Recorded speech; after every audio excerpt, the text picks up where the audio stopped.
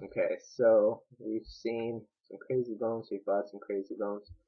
Now we can look at the collection. So this is where you get to see what you have. It's kind of based on the handbook you used to get with the stickers for your crazy bones.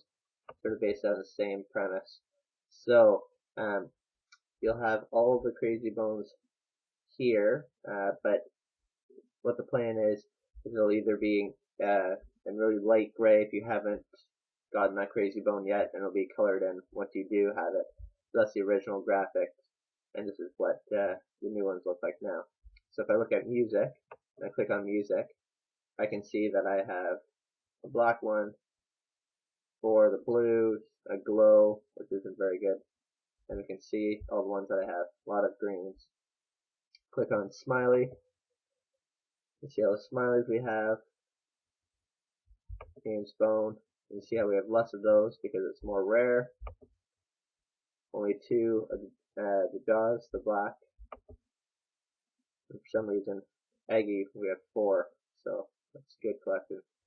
Now, what I'm thinking is, again, this is sort of similar to a lot of other games, but for Crazy Bones, you're going to carry a lineup. So if I press the L key, it'll show my lineup. So this is just the basic here. There's no Crazy Bones actually listed.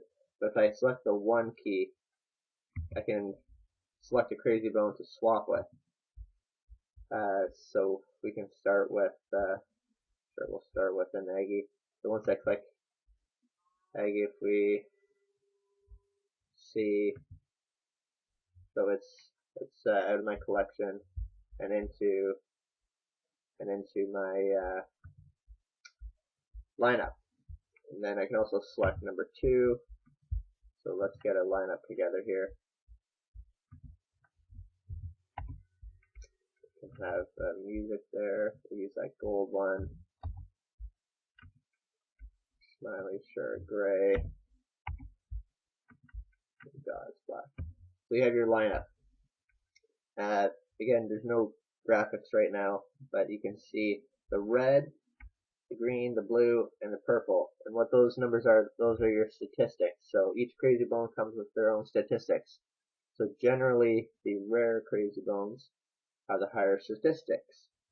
So if we look at music, for example, very easy to get. The red represents the power, the green is the accuracy, the blue is the balance, and the rarity is right down here. So that's 1. So it's very easy to get. So power, if we look at Aggie's 10, 10 accuracy, and balance is 8. So this one's going to be very difficult to get. And the statistics actually help you with certain games. So we'll look at the games in a second. The games that I've decided to include and might change. You have your traditional game where you throw up all 5 crazy bones, and based on how they land, you get points. So if they land face down, 0 points. Um, if they land on their side, it's 1 point. I think if they land upside down, it's 2, and if it's upright, it's 5. Something like that. I'm not sure. I can't quite remember. So that's a very basic game. And the only statistic we might use there is balance and possibly rarity for a chance of luck.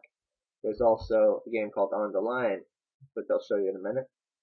And you just flick your crazy bone and you're trying to get as close to the line as possible without going over. So you score points based on how close you can get to the line.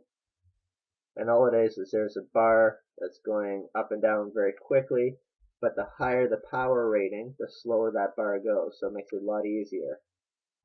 There's also a game called Jacks, or not Jacks, I forget what it's called now, but you just throw it up, crazy bone up in the air, and you try to collect them all before the crazy bone falls back down. So it's very similar to Jacks.